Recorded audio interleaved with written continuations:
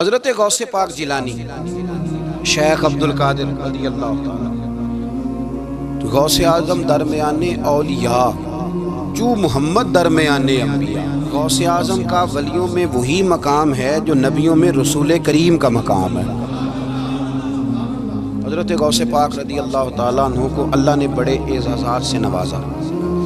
ایک اعزاز اللہ نے یہ دیا کہ ماں کی طرف سے حسینی ہیں، باپ کی طرف سے حسنی سید، نانا بھی اللہ کے ولی، دادا بھی اللہ کے ولی، پھپھی بھی اللہ کی بہت بڑی ولی ہے، بہت بڑی ولی۔ والد گرامی، آپ نے وہ سیب والا واقعہ تو بڑا ہی سنا ہوا ہے، اس طرف تو میں نہیں جاتا۔ ماں بھی اللہ کی بہت بڑی ولی ہے۔ یہ اللہ نا اسباب بناتا ہے، خود ماحول بناتا ہے۔ آپ کے جو والد گرامی تھے ان کا نام تھا ابو صالح سید موسیٰ جنگی دوست رحمت اللہ علیہ۔ بادشاہ کے کچھ سپاہی تھے جو مٹکے اٹھا کے جا رہے تھے، اور مٹکے تھے شراب کے بھرے ہوئے، مٹکے اٹھا کے جا رہے تھے۔ حضرت سید محمد موسیٰ جنگی دوست رحمت اللہ علیہ بھی قریب سے گزرے۔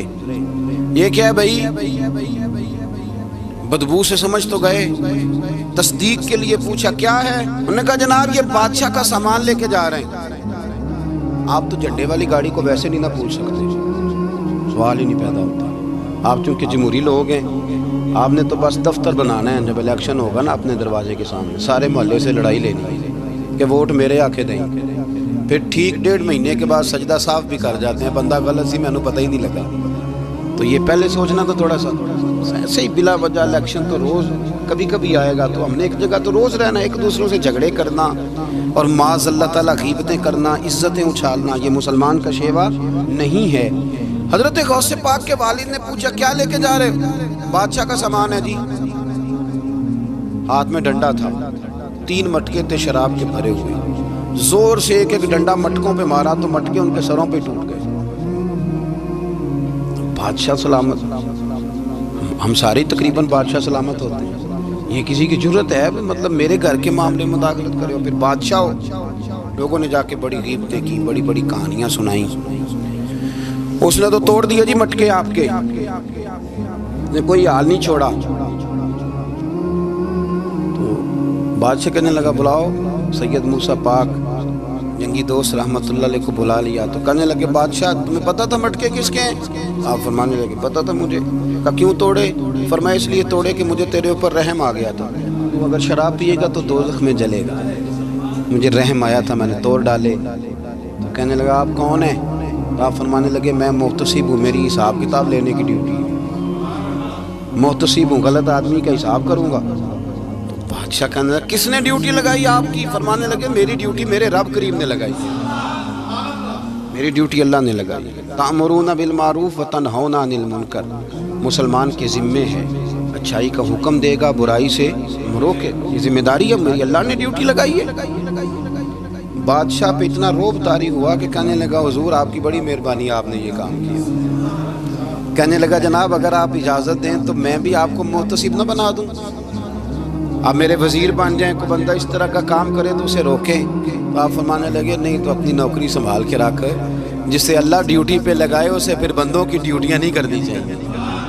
یہ احساس اللہ نے انہیں دیا، یہ شان رب کریم نے عطا فرمائی۔ ان کے صاحبزادے تھے حضرت غوث پاک جیلانی رضی اللہ تعالی عنہ۔ اللہ تعالیٰ نے جب کسی شخص سے کام لینا ہوتا ہے تو اللہ اس کے لیے اسباب بھی خود ہی پیدا کر دیتا ہے۔ علامہ اقبال اپنے استاد کی بڑی قدر کرتے تھے، شمس العلماء کی۔ تو ایک دن حضرت شمس العلماء سے کہنے لگے استاد جی آپ کی مہربانی سے پڑھ گیا ہوں۔ تو فرمانے لگے پتر تیری کلاس میں تو 250 لڑکا تھا، میری مہربانی تو سب پہ تھی، پر سارے تو اقبال نہیں نہ بنے۔ فرمانے لگے تیرے اندر بھی کوئی خوبی تھی، جس کی وجہ سے اللہ نے تجھے یہ اعزاز، کوئی تھی کوئی چیز تیرے اندر۔ اللہ تعالیٰ جب کسی بندے کو نوازتا ہے نا تو بندہ بھی محنت کرتا ہے، لیکن اس کی محنت سے زیادہ اللہ کے فضل کا دخل ہوتا ہے۔ تو بندے کئی دفعہ کہنے لگ جاتے ہیں بڑی مشقت کی، بڑی محنت کی، کچھ بھی نہیں ہوتا، زیادہ اللہ کے فضل کا انحصار ہوتا ہے، پر رب جیسے چاہتا ہے ویسے فیصلے لیتا ہے۔ آپ فرماتے ہیں کہ میں چھوٹا سا تھا، والد انتقال کر گئے، والدہ تھی میری اور ہم 2 بھائی تھے۔ فرماتے ہیں بچے کھیلنے کے لیے نکلے تو میں بھی ان کے پیچھے کھیلنے نکل گیا، ایک بیل بچوں کے قابو آ گیا، بچوں کے قابو کو چیز آ جائے تو پھر وہ اس کا جو حال ہوتا ہے وہ تو ہمیں پتہ ہی، ہم سارے بچے رہ چکے ہیں۔ تو کہتے ہیں وہ بیل قابو آ گیا، کوئی اس کے کان چھیڑتا، کوئی اس کی دم چھیڑتا، کوئی اس کے سینگ چھیڑتا، کوئی کسی جگہ سے اسے تنگ کرتا۔ مختلف بچے اس کو نا دم سے پکڑ کے ہلاتے، بیل بھاگتا۔ حضور غوث پاک فرماتے میں بھی آگے بڑھا، اور میں نے جب اس کی دم پکڑ کے ہلائی تو بیل نے میری طرف منہ کیا اور کہنے لگا عبد القادر تو نانا ایسے کر، بول کے کہنے لگا تو نانا ایسے کر، تجھے رب نے ان کاموں کے لیے پیدا نہیں فرمایا۔ آپ فرماتے مجھے اتنا خوف طاری ہوا، بیل کو بولتے دیکھا تھا پہلی دفعہ، بیل کو۔ اب میرے سنی کو بھی دلیلوں کی ضرورت ہوتی ہے، دلیل نہ دیں، کسی بزرگ کی بات سنائیں تو سنی بھی تھوڑا تھوڑا دائیں بائیں دیکھتا ہے۔ یہ شور ایسا ہوا ہے نا، پراپوگنڈا ایسا، میں حدیث پاک سنا دیتا ہوں۔ رسول کریم صلی اللہ تعالیٰ علیہ وآلہ وسلم فرماتے ہیں ایک شخص نے بیل پہ سواری کر لی تھی۔ بیل سواری کے لیے نہیں پیدا کیا گیا، سواری کے لیے اونٹ ہیں، خچر ہیں، گھوڑے ہیں، گدھے ہیں، بیل کھیتی باڑی کے لیے۔ اس شخص نے جب بیل پہ سواری کی تو بیل پیچھے مڑ کے دیکھنے لگا اور کہنے لگا یار تو بڑا بیوقوف ہے، بول کے کہنے لگا مجھے اللہ نے سواری کے لیے نہیں پیدا کیا، میرے سے وہ کام لے جس لیے میں پیدا کیا گیا ہوں۔ تو بندہ ڈر گیا، کہنے لگا بڑی حیرانگی والی بات نہیں کہ بیل بولتا ہے، تو بیل پھر بول پڑا۔ کہنے لگا اس سے بھی زیادہ حیرانگی والی بات ہے۔ اس نے کہا وہ کیا؟ کہنے لگے مدینے میں نبی پاک آ گئے ہیں اور تو نے ابھی تک کلمہ ہی نہیں پڑھا، یہ اس سے بھی زیادہ حیرانگی والی بات ہے۔ جامع المعجزات میں حدیث موجود ہے، حضور آ گئے اور تو نے کلمہ ہی نہیں پڑھا۔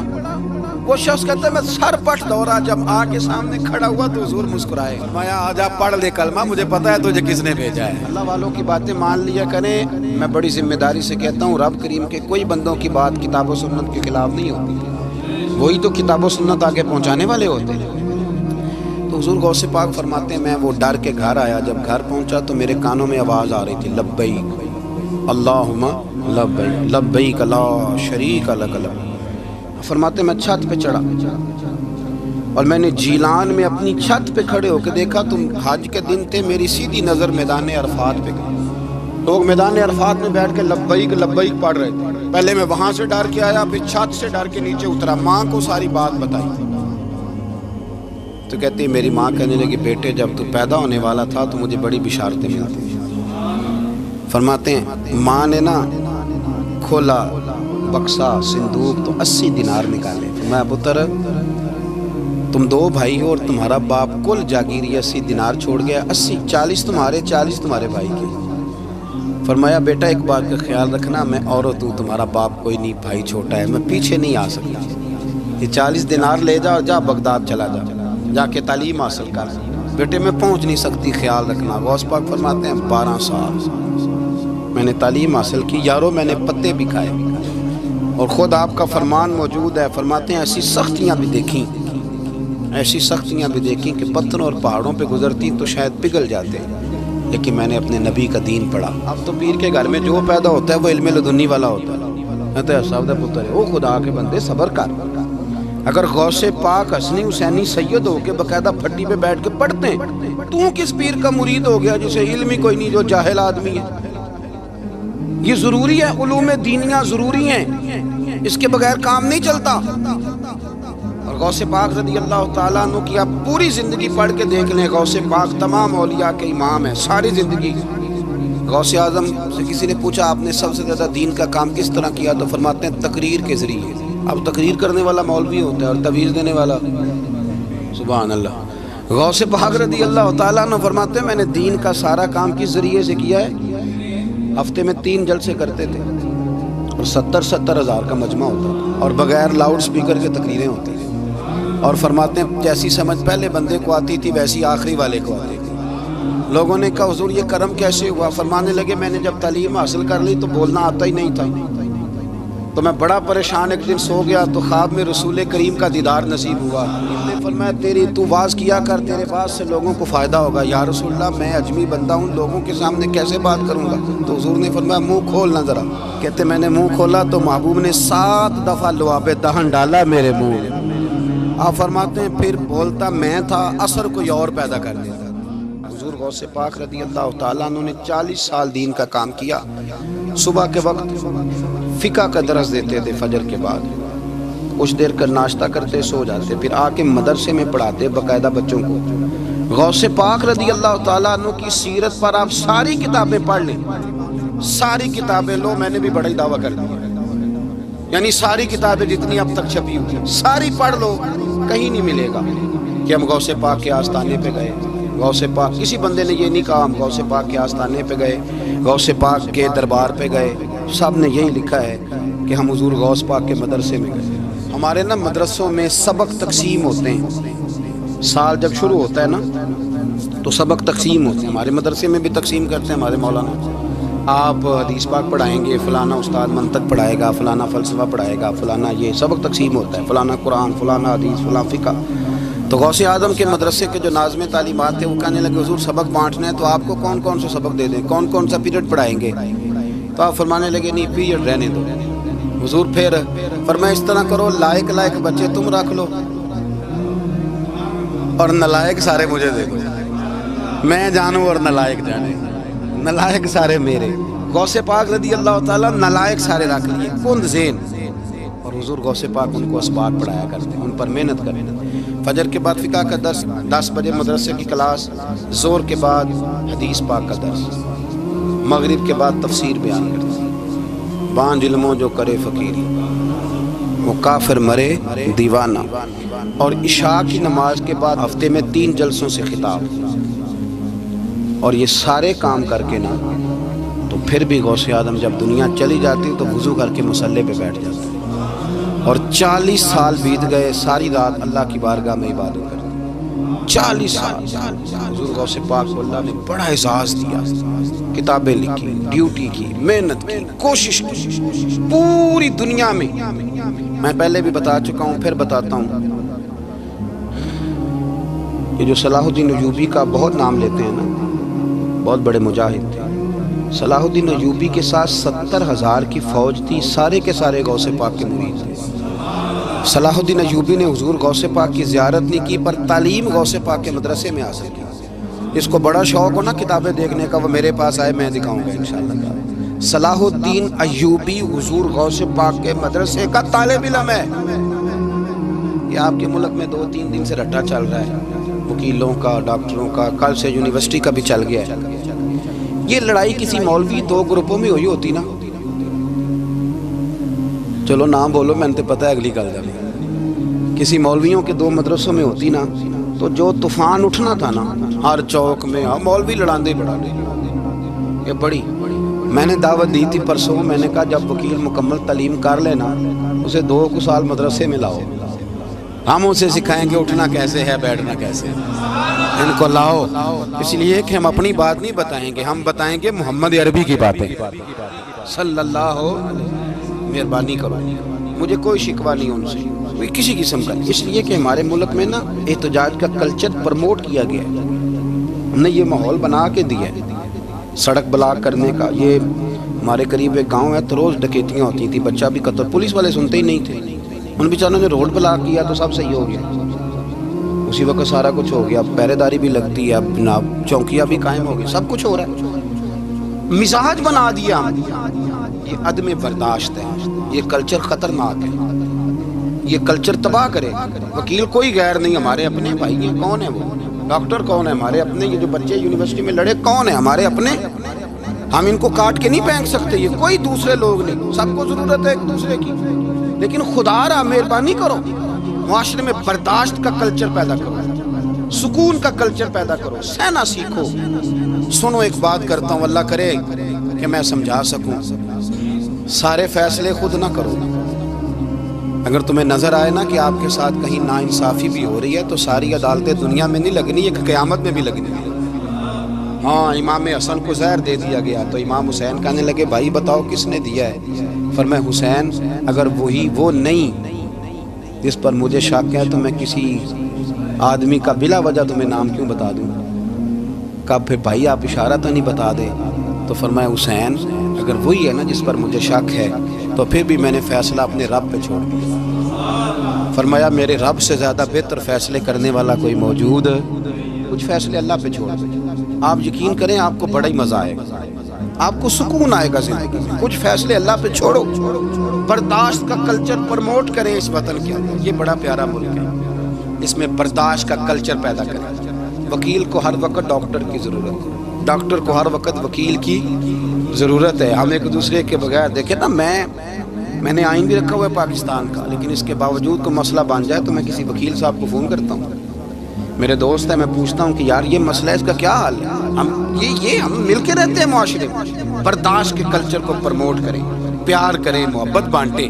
یہ وطن ہے, اس کو مل کے سنواریں گے تو انشاءاللہ تعالیٰ یہ رسول اللہ کے دین کا قلعہ بنے گا بڑا مضبوط. اس سے پیار کریں. مثبت غلط بات ہے تو اس کو آپ سمجھائیں, اس پر تبلیغ کریں, لیکن یہ نہ کریں کہ آپ عدم برداشت کا ماحول پیدا کریں. حضور غوث پاک رضی اللہ تعالیٰ عنہ دین کا کام. ایک بات, اللہ والوں کے پاس لوگ دعاؤں کے لیے جاتے ہیں. کیوں جاتے ہیں؟ سنو, میرے ساتھ ایک شخص رہتا ہے, صبح سے شام تک میری ڈیوٹی کرتا ہے, نوکری کرتا ہے, خدمت کرتا ہے, گاڑی چلاتا ہے, یہ کرتا ہے, وہ کرتا ہے. ایک صاحب ہیں جو 3 سال کے بعد ملتے ہیں. پھر وہ جو 3 سال کے بعد ملتے ہیں وہ شکوہ کرتے ہیں کہ پیر صاحب اس کی بات زیادہ مانتے ہیں. پیر صاحب اب کدھر جائیں, یہ سارا دن پیر صاحب کی مانتا ہے. نہیں سمجھ آ رہی ہے آپ کو بات؟ یہ مزاج ہے نا جی. ایک بندہ سارا دن دنیا داری کرے, مال کمائے, پتہ نہیں جھوٹ بولے, بڑا کچھ کرے, اور ایک اللہ کا ولی جو اپنا بنائے کچھ نہ, سارا دن رسول اللہ کی باتیں کرے, سارا دن اللہ کے دین کی خدمت کرے. اور بھائی وہ جب ہاتھ اٹھاتا ہے نا تو پھر اللہ اس کی بات کو قبول کرتا ہے. کچھ میرے خاص ہیں, کچھ تیرے خاص ہیں, تو کچھ رب کے بھی خاص ہیں. اور اس پر بھی میں پہلے آیت پڑھ لوں گا تاکہ دلیل مضبوط ہو جائے. اللہ فرماتے ہیں واللہ یختص برحمتہ من یشاء. فرمایا میں نے کچھ بندوں کو اپنی رحمت سے اپنا خاص بنا دیا. کچھ بندے اللہ کے بس اللہ کی بارگاہ میں وہ دعائیں کرتے ہیں تو اللہ قبول فرما لیتا ہے. پتر اللہ ہی دیتا ہے, لیکن اللہ کا ولی دعا تو کر سکتا ہے نا. اللہ کا ولی, میری بات کی سمجھ آ رہی ہے؟ بیٹا کون دیتا ہے؟ اللہ. حضرت محدث اعظم رحمۃ اللہ علیہ کے پاس ایک شخص نے آ کے کہا جی ولی اللہ بیٹا دے سکتا ہے؟ آپ فرمانے لگے ولی اللہ اللہ سے ملا سکتا ہے؟ جی وہ تو ہے ہی ولی اللہ, تو اس نے ملا دینا ہے. تو فرمایا جو اللہ سے ملا دے بیٹا تو چھوٹی سی بات ہے. تو دیکھ نہ کہ جو اللہ تک تجھے لے گیا تو پھر پتر پیچھے رہ گیا. لیکن بیٹا دیتا کون ہے؟ بول کے بتائیں, بول کے. اللہ دیتا ہے. دعا کون کرتا ہے؟ اللہ کا ولی دعا کر دیتا ہے. بی بی آ گئی روتی ہوئی غوث پاک کے پاس, کہنے لگی 6 بیٹیاں ہیں. خامد اور سسر کہتے ہیں کہ 7ویں بھی بیٹی ہوئی تو طلاق دے دیں گے. تھوڑا سا اگر بندہ مالدار بھی ہو تو پھر وہ ہمارا دماغ جہاں مرضی چلتا ہے نا. یہ جہالت آج بھی بہت ساری جگہوں پہ پائی جاتی ہے. تہذیب سکھاتی ہے جینے کا سلیقہ, تعلیم سے جاہل کی جہالت نہیں جاتی. تو رو پڑی. حضور غوث پاک رضی اللہ تعالیٰ نے بلایا اس کے شوہر کو بھی اور سسر کو بھی. فرمایا یہ دیکھ, یہ تو اللہ کے کام ہے, جس کو چاہے بیٹیاں دے, جس کو چاہے بیٹے دے. تو جو نہیں مانتے پھر غوث پاک کی بھی نہیں مانتے. انہوں نے کہا جی نہیں دی, میں تو نکاح کروں گا. چلے گئے تو غوث پاک کی بارگاہ میں وہ بیٹی اور اس کا باپ اور اس کی ماں پھر آئے, کہنے لگے حضور مہربانی فرمائیں. پھر اللہ کے ولیوں کے پاس ایک قوت ہوتی ہے جس کا نام مصلح ہے. مصلح بہت بڑی طاقت ہے, بہت بڑی. حضور نے فرمایا دعا صلاح المومن, فرمایا دعا مومن کا ہتھیار ہے. یہ مومن جب ہاتھ اٹھاتا ہے تو پھر عرش کا مالک دروازے کھول دیتا ہے کرم کے. حضور غوث پاک نے مصلح بچھا لیا اور رو پڑے, کہنے لگے مالک کریم اس بی بی کے دل میں کس نے بات ڈالی تھی کہ عبد القادر کے دروازے پہ جا. دیکھیں منانے کا انداز, منانا آتا ہے نا. اللہ کس نے اس کے دل میں بات ڈالی کہ عبد القادر کے دروازے جا, کس نے ڈالی؟ اور مالک اگر تو نہیں ڈالی تھی تو کیا تو اب اپنے عبد القادر کو رسوا کرے گا؟ اگر تو نہیں بھیجا ہے کہ ادھر جا تو اب تو رسوا کرے گا؟ حضور غوث پاک رضی اللہ تعالیٰ دعا مانگ کے چہرے پہ ہاتھ پھیرے, بچی کے سر پہ ہاتھ رکھا, فرمانے لگے پتر جا, مجھے امید ہے اللہ نے 6 بیٹیاں دی ہیں تو 7 بیٹے بھی عطا فرمائے گا.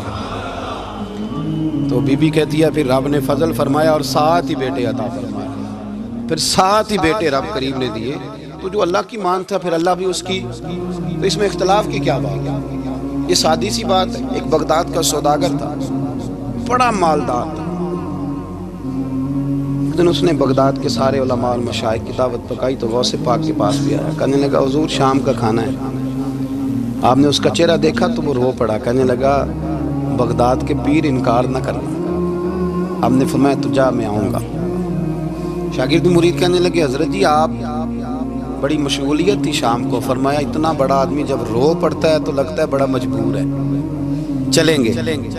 شام کو جب اس کے دروازے پہ گئے تو کھانا بھی اس نے چنا تو ساتھ اس نے ایک ٹوکرا ایک صندوق بھی لا کے رکھا، اوپر سے خالی۔ جب غوث پاک نے اٹھ کے دیکھا تو اندر اس سوداگر کا بیٹا، اس تاجر کا بیٹا، دونوں ٹانگوں سے معذور، دونوں ہاتھوں سے معذور، ایک ہی بیٹا اپاہج ہے۔